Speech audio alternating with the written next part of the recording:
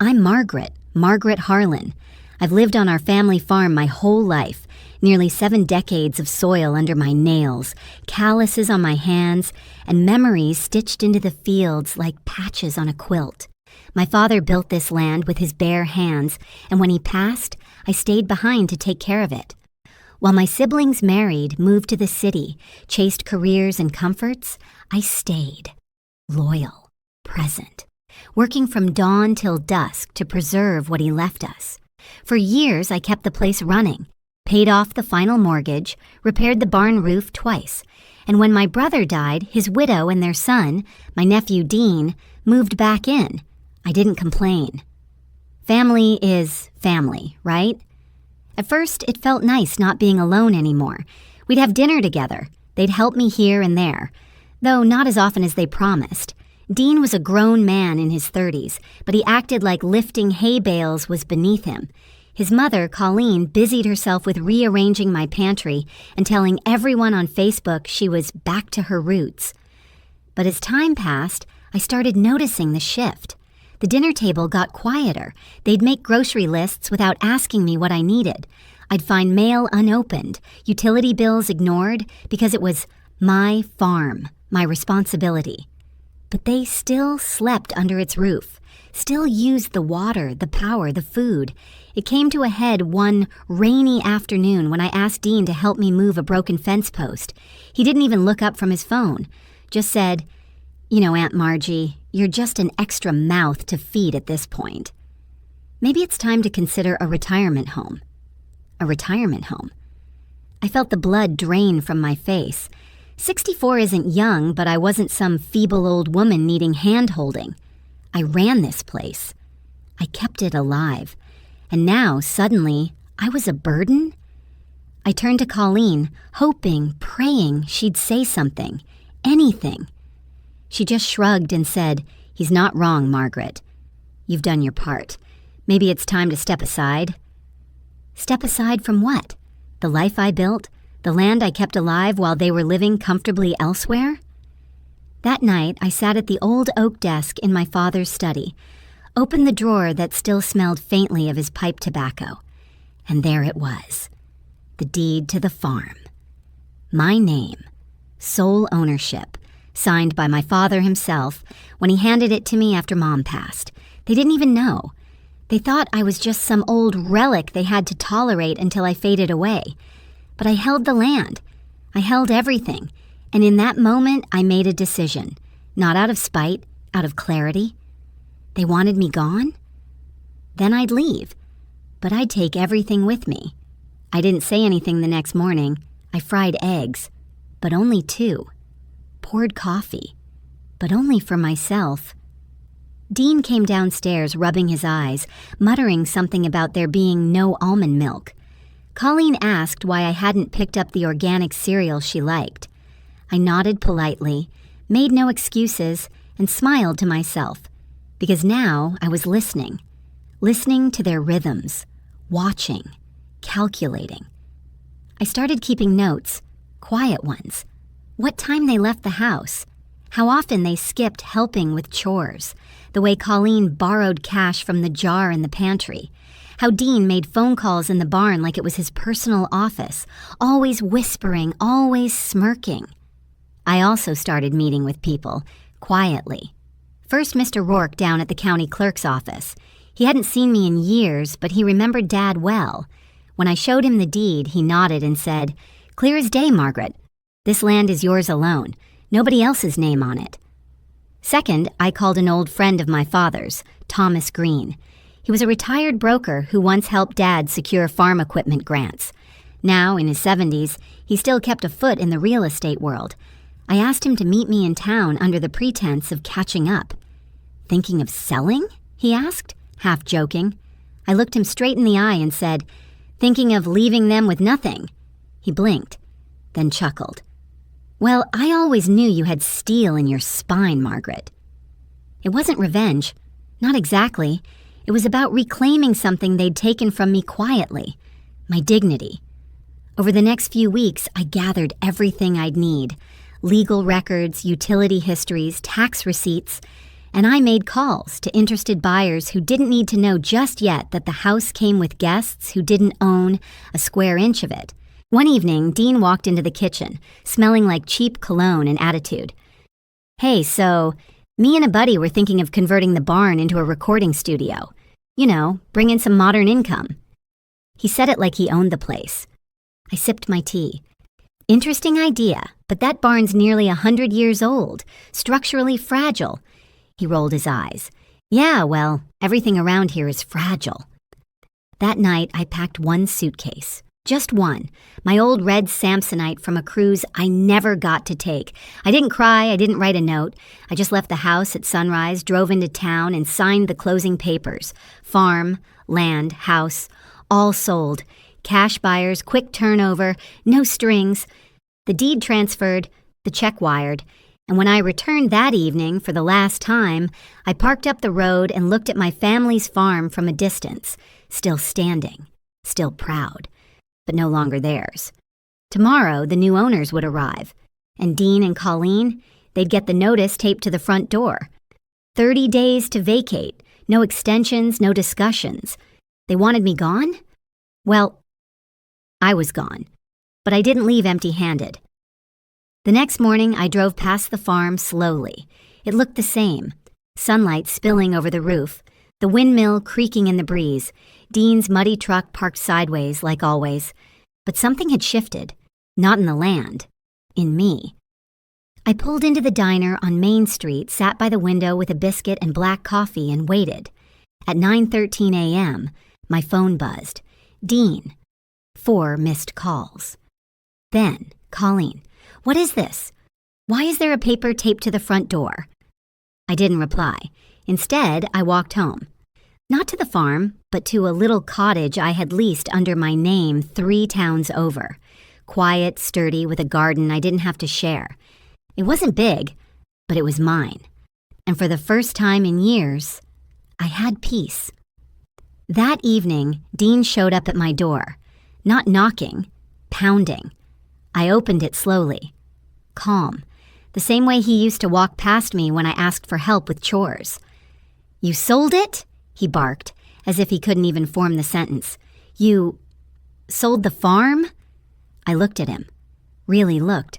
No remorse, no understanding, just disbelief that the woman he'd called extra had taken the one thing he thought he was entitled to. "You never asked whose name was on the deed," I said softly. Colleen was standing behind him, arms folded, mascara smudged. "We live there, Margaret. You can't just kick us out like we're squatters." I smiled.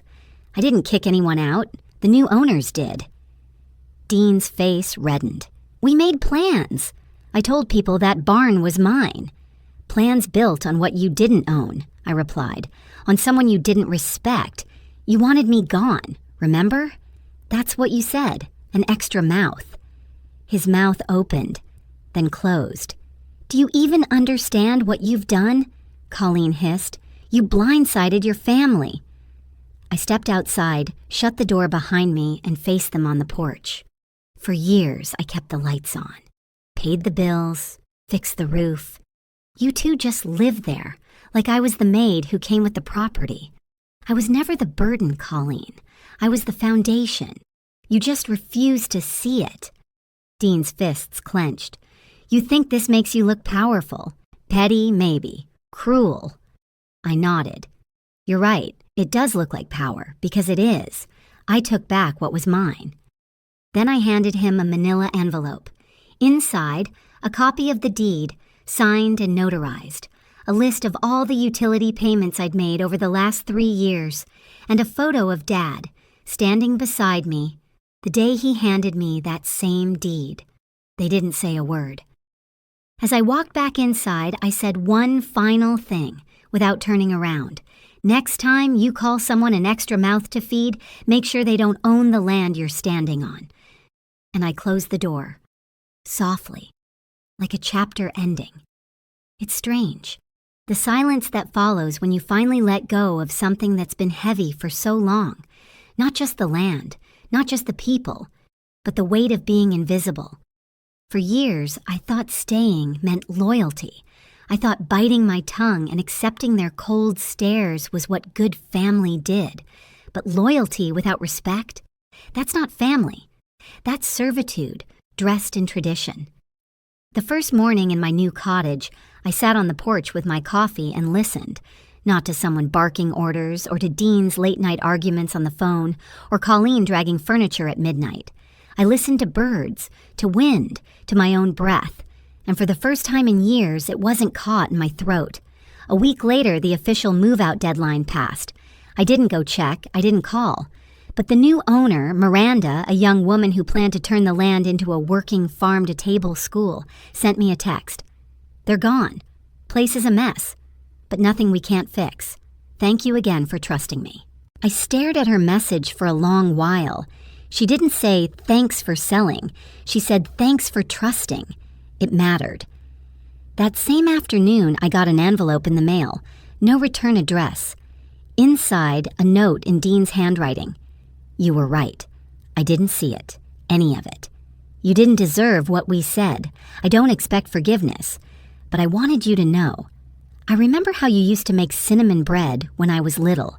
And I remember you were always there, even when no one else was. I hope this new place gives you peace. You earned it. No signature, no phone number, just folded regret sealed in an apology. I didn't cry.